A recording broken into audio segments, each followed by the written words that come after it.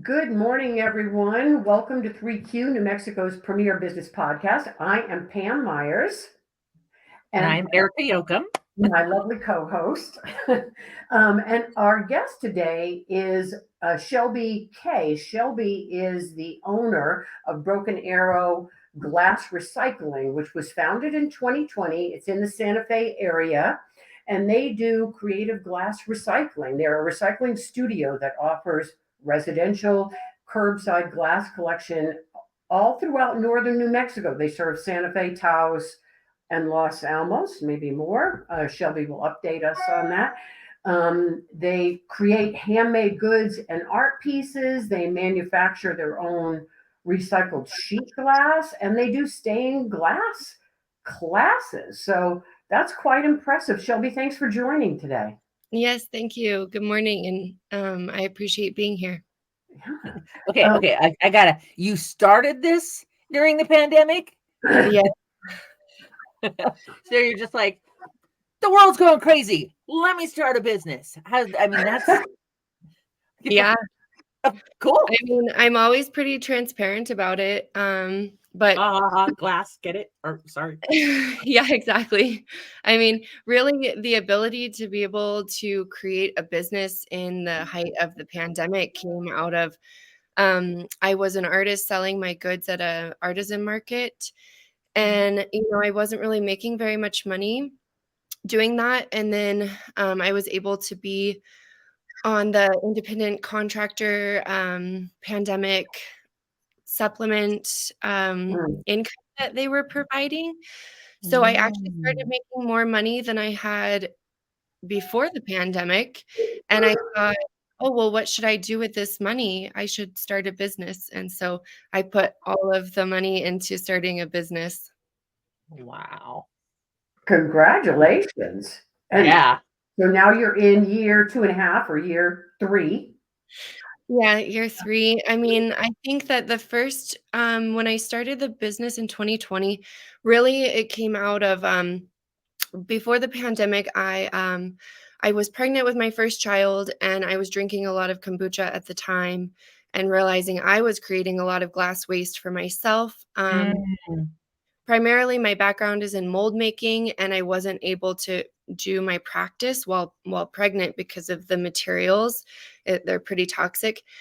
And so I decided to buy a bottle cutter off Amazon, and I started turning my kombucha bottles into candle votives, essentially just to make a product that I could sell at the market that would support my kombucha habit that I had when I was pregnant, because it's kind of expensive. So I kind of realized I created a closed loop system for my own glass waste in my house. And then once the pandemic hit, one of the areas that was affected was our local recycling program. So they actually shut down all of the drop-off locations in Santa Fe. So you can only drop off your glass recycling, over on Agua Fria. There's a couple of, and at Buckman, and you couldn't do this anymore. So I realized, everyone's at home. They're still consuming products made from glass, but they have nowhere to take it. So it's either going straight in the trash, or they're just saving it in a box for a time when the stations open back up. Right. So basically, I got on the Buy Nothing sites on Facebook groups, and I said, hey, would you like for me to drive by and pick up your glass recycling? I've been doing this. I've been upcycling my glass at home. Maybe I could upcycle yours. So for the first part of 2020, when I started the program, it was really me driving around with my babies, sleeping in the car, driving them for a nap, and just going around to people's homes, picking up their recycling. Oh, that's hilarious. Yeah. And then, so it took me until I had about 40 homes on my route before I realized, oh, I have a business. I could be charging people for this service. Oh, that's great. So it really wasn't until 2021 that I actually started, this is a membership. It costs this much money, and started really viewing this as a business instead of more of a mission. Wow. Yeah. That's amazing. I'm on your site. I'm looking at some of the stuff that you sell. The terrazzo looks amazing. And then there's the I didn't even think about this. Is like, I'm always amazed when people come up with these great ideas of stuff. So like you grind up the glass and then you sell the ground up glass so people can make like art installations or even just a cool entryway to their house if they wanted to with the stuff. It's a beautiful, like, Yeah, again, you it's one of can those put like, it in sure, what a great idea. I'm glad you thought of it. some people, especially out in Santa Fe, everyone loves art. And so a lot of people have art installed outside. Right. So then people are acquiring the crushed glass to just put a ring around their sculpture to sort of highlight and xeriscape and keep the weeds Yeah. down around it, but also elevate their sculptures. You can add the crushed glass in the top of your potted plants inside of your home for added pops of color. You can use the crushed glass for mosaic, or my favorite is putting the crushed glass in concrete and then polishing it and making terrazzo. Wow. Very Wow. cool. Is it now? Is your location something that anybody can just pop into? Like, are you open regular hours?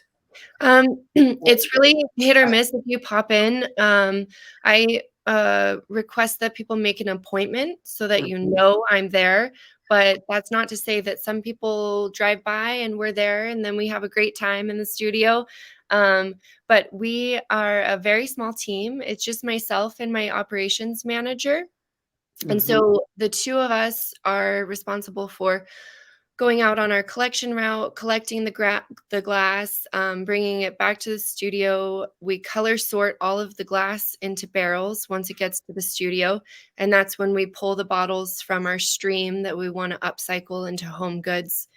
And then we are the ones who are also upcycling those products. So if we're at the studio, we're just really busy working. So if you want to know that you've got time and a scheduled appointment to talk to us and see everything, then that's the best way to go. Very cool. Yeah. Do you do custom? Like, if somebody wanted something custom done, do you do that kind of thing as well? Yeah, that's a great question. I have clients that bring in their bottles that they've saved. Maybe they were special, champagne bottle from a wedding, or they got these bottles when they were in Germany and they brought them back, or they just found them at the local grocery store and they really like them and they think that it would make a good product for their home or a gift. So yes, I do custom work all the time. Okay, that's Wow. exciting. Yeah, yeah, That's yeah. yeah. I mean, so this is like kind of specialized equipment. You don't go down to like Home Depot and figure out how to make crushed glass. So yeah, I mean, I Well, I love will that. say that I when love that you figured it out, but at some point you had to get some pretty specialized gear, I would think. Yeah. Yes, on the crushed side, basically, actually, my one time I visited my mom, and she sent me home with all this random stuff that she probably should have taken to the Goodwill or donated or something. And one of those things that she sent me home with was a garbage disposal. Do not know why I was sent home with a garbage disposal. I had no need for it. So I had this garbage disposal laying around at my home, and I thought, what if I put a bottle inside of the garbage disposal and crushed the glass that way? Wow. So that was actually where I Wow. started. I set up a garbage disposal on a stump, and I would put one bottle in, it would crush the glass, and that's how that was the first start. And then we were able to acquire a glass crusher that's about the size of a soda pop machine, and that was still a single hand fed machine, but we could process a lot more that way. Mommy. Um, Oh. once- Oh. Yeah. Oh. Oh, Never yeah. remember that little. I know, right? Yeah, yeah. Oh. So, so for those of you that are listening and maybe watching, Shelby works. Her office is from home, and her two beautiful little babies are not feeling well today. So we may get a gift of pop in. You can have those things. Okay. Do you need help opening them?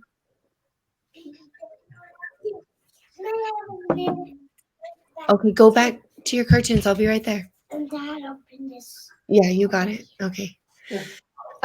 So then basically now where we're at is I was able to speak at a recycling conference in New Mexico last year, and I was sort of tipped off that the Los Alamos Recycling Center was no longer crushing their glass recycling and that they had a larger machine that would come up for auction.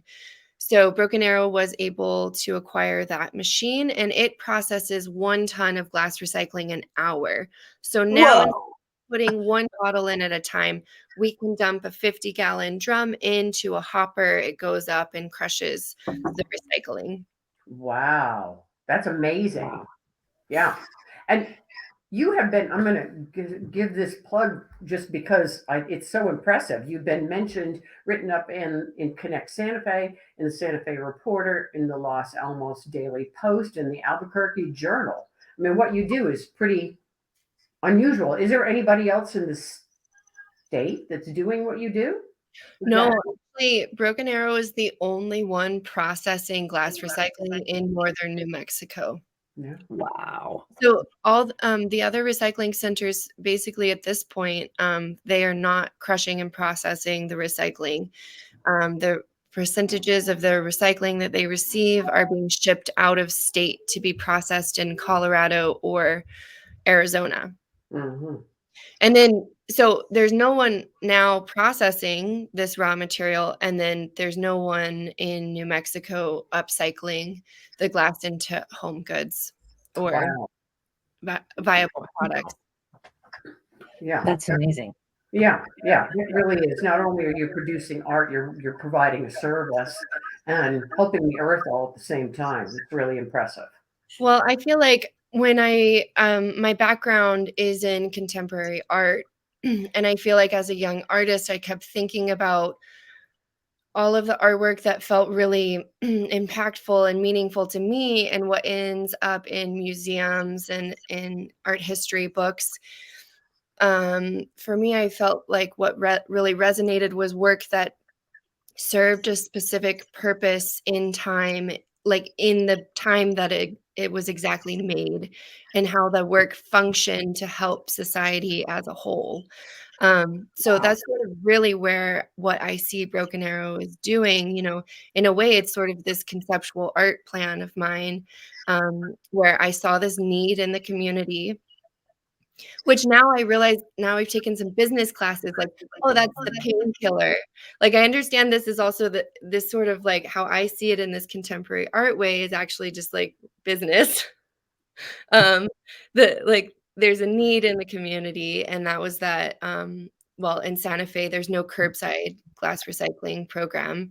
Taos, there's no drop off or curbside. There's sort of nothing. So we're servicing Taos and Los Alamos. So all of these communities where you have a lot of my members, maybe, they can't actually pick up and carry their glass and take it.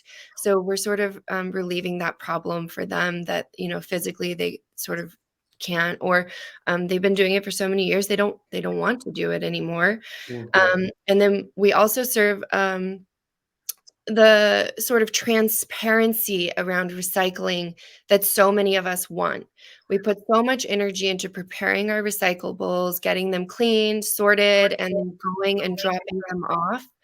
And a lot of time you have no idea, well, what happens next. But Right.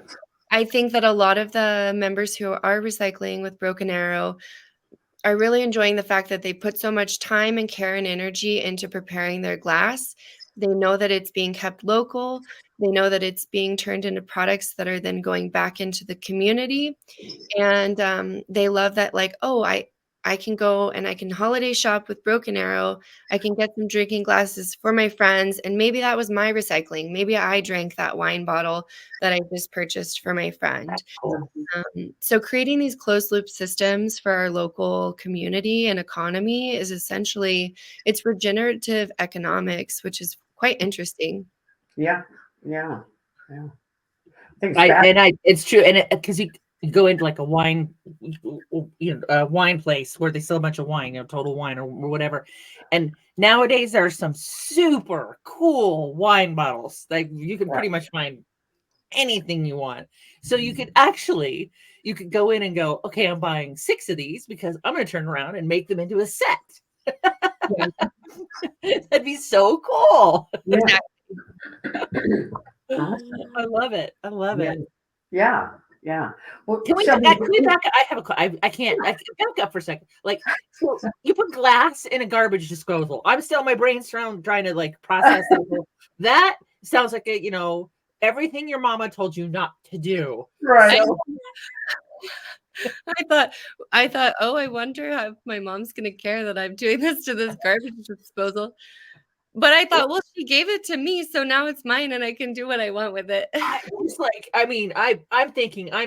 sure you took all the safety precautions, but I'm in my head as a mom, right? I'm thinking, there's like, Safety glasses, face shield, respirator, gloves.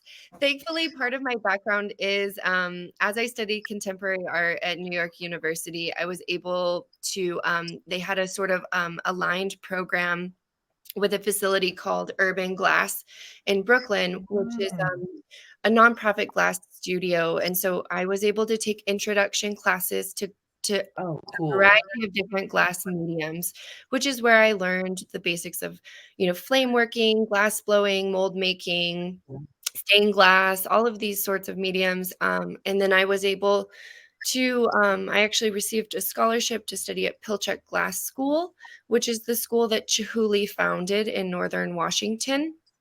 So I have a background also in the glass arts world, and that world is very technical.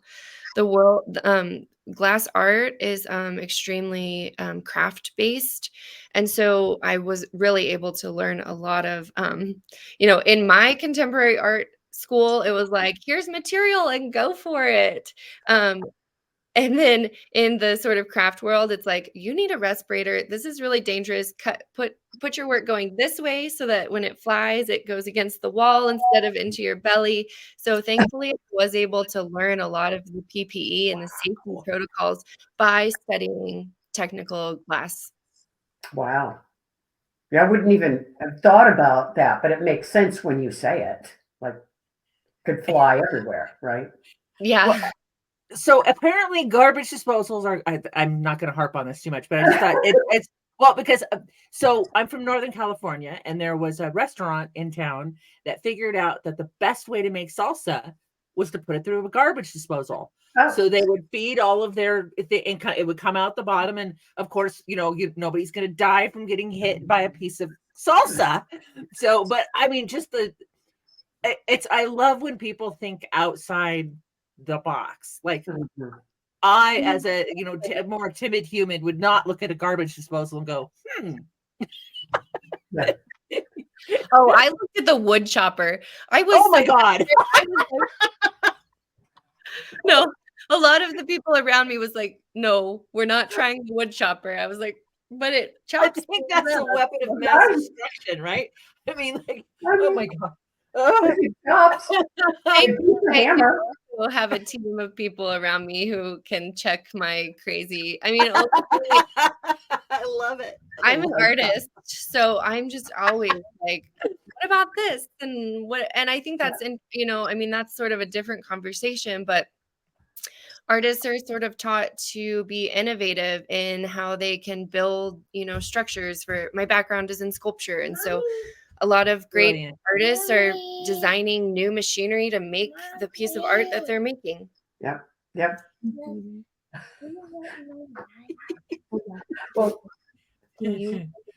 Well, we should probably wrap this up and let her get back to her sick children. Yeah. This is brilliant stuff, though. I mean, wow. Okay, now I got visions of dropping a bottle in a wood chipper, and like, it's very Stephen King. I have to say, it's I love it. I love it. Shelby, thank you so much for being a guest on the podcast this morning. We know you have a couple of babies at home that you need to go take care of.